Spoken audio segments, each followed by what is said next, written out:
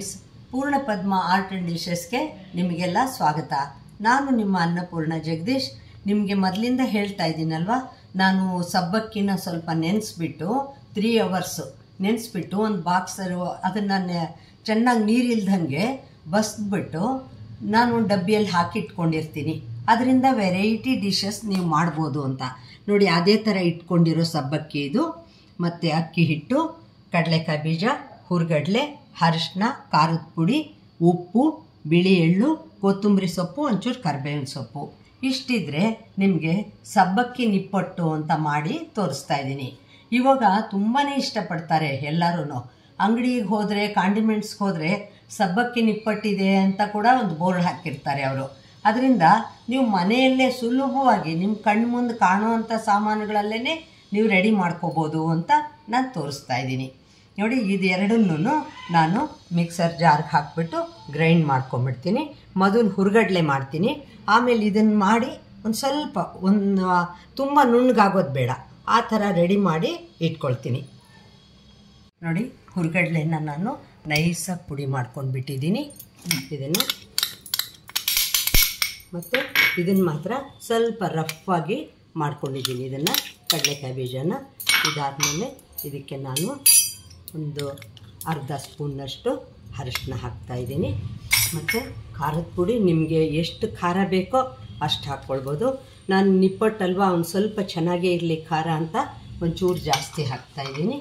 ಉಪ್ಪು ಅಷ್ಟೇ, ರುಚಿಗೆ ಎಷ್ಟು ಬೇಕೋ ಅಷ್ಟು ನೀವು ಹಾಕ್ಕೊಳ್ಬೋದು. ಮತ್ತು ಎಳ್ಳು ಒಂಥರ ಟೇಸ್ಟ್ ಕೊಡುತ್ತೆ, ಅದಕ್ಕೆ ಅದನ್ನು 1 ಸ್ಪೂನ್ನಷ್ಟು ಹಾಕಿದ್ದೀನಿ.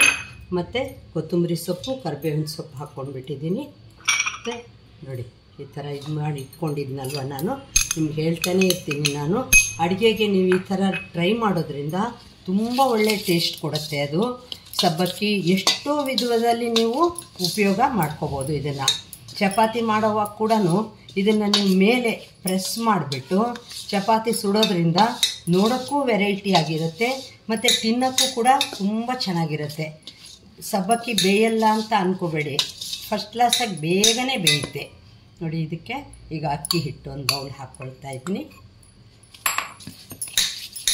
ಈಗ ಎಲ್ಲ ಇಂಗ್ರೀಡಿಯೆಂಟ್ಸು ಹಾಕ್ಕೊಂಡ್ಮೇಲೆ ನೀವು ಕ್ಲೀನಾಗಿ ಹೀಗೆ ಕೈಯಲ್ಲಿ ಕಲಿಸ್ಕೊಂಡ್ಬಿಡಿ. ಅದನ್ನು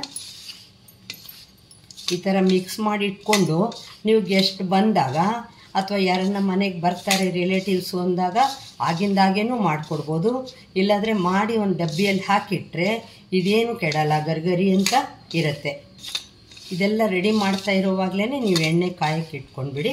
ಈಗ ನೋಡಿ, ಇದೆಲ್ಲ ಆದಮೇಲೆ ಈಗ ಎಷ್ಟು ಬೇಕೋ ಅಷ್ಟನ್ನು ಮಾತ್ರ ನಾನು ತೊಗೊಂಡು ಕಲಿಸ್ಕೊಂಡು ತೋರಿಸ್ತೀನಿ.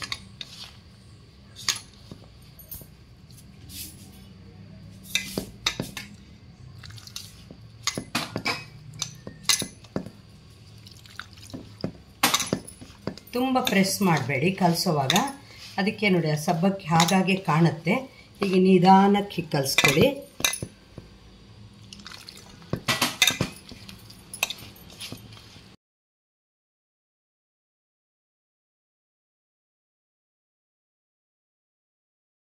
ನೋಡಿ, ಈ ಥರ ಕ್ಲೀನಾಗಿ ಹಿಟ್ಟು ಕಲಿಸ್ಕೊಂಡಿದ್ದೀನಿ.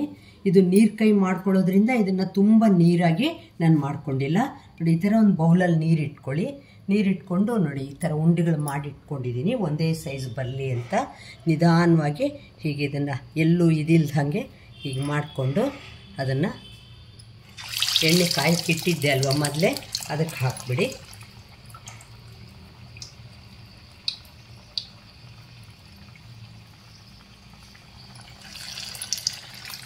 ಮಧ್ಯೆ ಮಧ್ಯೆ ಕೈಯನ್ನು ನೀವು ಈ ಥರ ಮಾಡ್ಕೊಳ್ಳೋದ್ರಿಂದ ನಿಮಗೆ ಅದು ಮುರಿದಂಗೆ ಒಂದೇ ಸಮ ಬರುತ್ತೆ.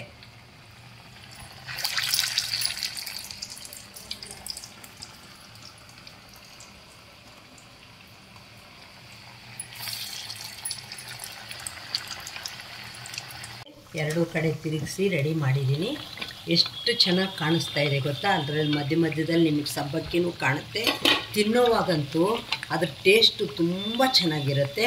ನೋಡಿ, ಅದು ಹಾಕೋವಾಗೇ ನಿಮ್ಗೆ ಆ ಶಬ್ದನೇ ಗೊತ್ತಾಗುತ್ತೆ. ನೋಡಿ, ಅದು ಚೆನ್ನಾಗಿ ಗರಿ ಗರಿ ಅಂತ ಆಗಿದೆ ಅಂತ.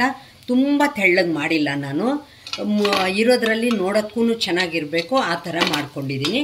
ನೋಡಿ, ನಿಪ್ಪಟ್ಟು ಗರಿ ಗರಿ ನಿಪ್ಪಟ್ಟು ರೆಡಿಯಾಗಿದೆ ಸಬ್ಬಕ್ಕಿದು. ಈಗ ಈ ಥರ ಉಂಡೆ ಮಾಡಿ ಇಟ್ಕೊಂಡಿದ್ದೀನಲ್ಲ, ನೀವು ಹೀಗೆ ಇದನ್ನ ನೀರಿಂದು ಇಟ್ಕೊಳ್ಳಿ ಬೌಲಲ್ಲಿ. ಹೀಗೆ ಕೈ ಹೀಗೆ ಮಾಡ್ಕೊಂಬಿಟ್ಟು ನಿಧಾನವಾಗಿ ನೋಡಿ ಹೀಗೆ ತಟ್ಟಿ, ಅದು ಖಂಡಿತ ಒಂದೇ ಸಮನಾಗೂ ಬರುತ್ತೆ. ಹಿಂಗೆ ಬಿಡಿಸ್ಕೊಳ್ಳೋಕ್ಕೂ ನಿಮ್ಗೆ ಈಸಿ ಕೈಯಲ್ಲಿ.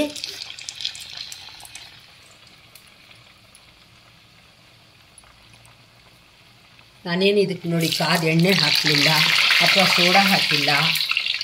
ಎಷ್ಟು ಚೆನ್ನಾಗಿ ತುಂಬ ಸಿಂಪಲ್ ಮೆಥಡಲ್ಲಿ ನಿಮಗೆ ತೋರಿಸ್ತಾ ಇದ್ದೀನಿ.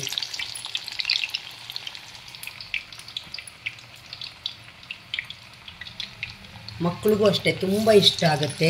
ಡಬ್ಬಿಗಳಲ್ಲಿ ಸ್ನ್ಯಾಕ್ಸ್ ಟೈಮ್ಗೆ ಎಲ್ಲ ಕೂಡ ನೀವು ಈ ಥರ ಮಾಡಿಬಿಟ್ಟು ಮಕ್ಕಳಿಗೆಲ್ಲ ಡಬ್ಬಿಯಲ್ಲಿ ಕಳಿಸ್ಬೋದು. ಮತ್ತು ಇದಕ್ಕೆ ಬೇರೆ ಏನು ಇಂಗ್ರೀಡಿಯೆಂಟ್ಸ್ ಹಾಕದೇ ಇರೋದ್ರಿಂದ ನಿಮಗೆ ನೋಡೋಕ್ಕೂ ಚೆನ್ನಾಗಿರುತ್ತೆ, ತಿನ್ನೋಕ್ಕೂ ಚೆನ್ನಾಗಿರುತ್ತೆ. ಮತ್ತು ಮಕ್ಳಿಗೂ ಒಂಥರ ಖುಷಿಯಾಗುತ್ತೆ, ಮನೆಯಲ್ಲೇ ಮಾಡಿಕೊಟ್ರು ನಮಗೆ ಅಂತ ಹೇಳಿ. ಈ ಥರ ನೀವು ಆವಾಗವಾಗ ಮಾಡ್ತಾಯಿದ್ರಿ ಅಂದರೆ ಅವು ಹೊರಗಡೆದನ್ನು ಕೇಳೋದೇ ಇಲ್ಲ ಯಾರೂ. ಅಂದರೆ ಹೊರಗಡೆ ತಿನ್ನಬಾರ್ದು ಅಂತಲ್ಲ ನಾನು ಹೇಳೋದು, ಅದಕ್ಕೆ ಏನಂದರೂ ಪ್ರಿಸರ್ವೇಟಿವ್ಸ್ ಹಾಕ್ತಾರೆ ಅನ್ನೋದು ನನ್ನೊಂದು ಅನಿಸಿಕೆ.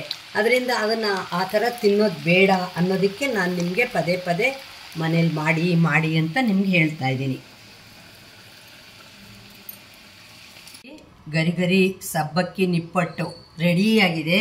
ಒಳ್ಳೆ ಈ ಮಳೆಗಾಲಕ್ಕೆ ಚಳಿಗೆ ಮಾಡಿಸಿದಂಥ ಸ್ನ್ಯಾಕ್ಸ್ ಇದು ನೋಡಿ. ಎಣ್ಣೆ ನೀವು ಮೊದಲು ನಾನು ಇಟ್ಟಿದ್ದು ಎಣ್ಣೆ ನೋಡಿದರೆ ನಿಮಗೆ ಗೊತ್ತಾಗುತ್ತೆ, ಎಣ್ಣೆ ಹೀರೇ ಇಲ್ಲ ಇದು ಯಾವ ಥರದಲ್ಲೂ. ಅಷ್ಟೊಂದು ಡೀಪ್ ಫ್ರೈ ಮಾಡಿದರೂ ಕೂಡ ಅಷ್ಟೇ ಚೆನ್ನಾಗಿದೆ ನೋಡಿ, ಗರಿ ಆಗಿದೆ. 2 ದಿವಸ ನೀವು ಡಬ್ಬಿಯಲ್ಲಿ ಹಾಕಿಟ್ಕೊಂಡು ಆರಾಮಾಗಿ ತಿನ್ಬೋದು.